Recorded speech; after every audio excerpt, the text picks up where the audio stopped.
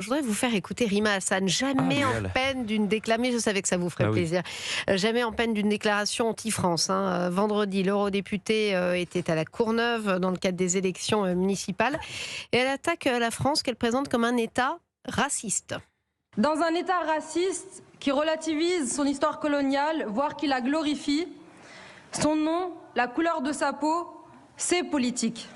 Dans un État policier, manifester, s'exprimer, c'est politique. Il n'y a qu'une seule façon de s'affranchir de ces chaînes, élire celles et ceux qui nous ressemblent et qui parlent à vos cœurs plutôt qu'à vos peurs. À ceux qui ont préféré le foot à une marche contre l'islamophobie, Ruffin, si tu nous entends.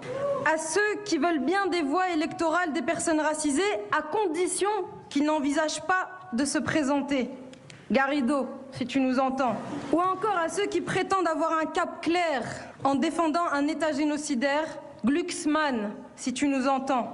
La seule gauche qui nous représente, c'est la gauche de rupture, celle qui ne plie ni sur l'antiracisme, ni sur l'anticolonialisme. Bon. En tout cas, il ne faut pas compter sur elle pour rassembler la gauche, on a bien compris. Mais enfin, je précise quand même que Rima Hassan a été accueillie par la France, C'est ce que j'allais vous dire. avec sa famille, la France qui lui a accordé sa naturalisation en 2010. Donc, bon, oui, pour une France raciste, je trouve que c'est quand même... Oui, France raciste, et elle dit la phrase « libérez-vous de ces chaînes ». Mais de quelle Oui, chaîne c'est elle ça, parle? non, mais- En effet, vous avez raison de le dire, on l'a accueillie, elle a bénéficié de la scolarité française, qu'elle a Absolument. ensuite été, parce qu'il faut le rappeler, Madame Hassan est une députée européenne. Elle donc représente les Français. Elle a été élue par des Français. Donc s'en prendre toujours à l'État est quand même quelque chose d'absolument sidérant. Mais de toute manière, cette dame n'a jamais pris position pour la France.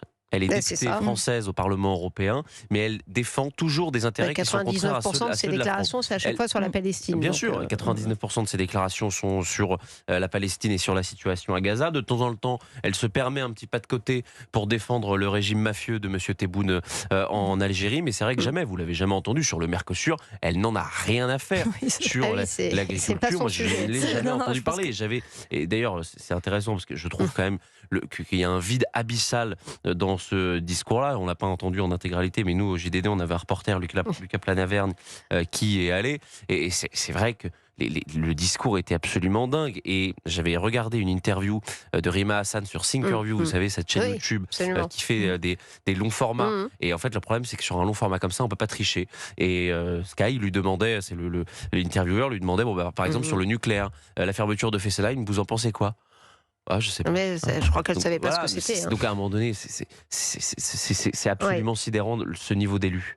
Ophélie Roch, Oui, on précise alors qu'à la Courneuve, je crois 72% d'abstention bien lors sûr. des dernières élections. Donc oui, elle va chercher sur ce terrain-là aussi.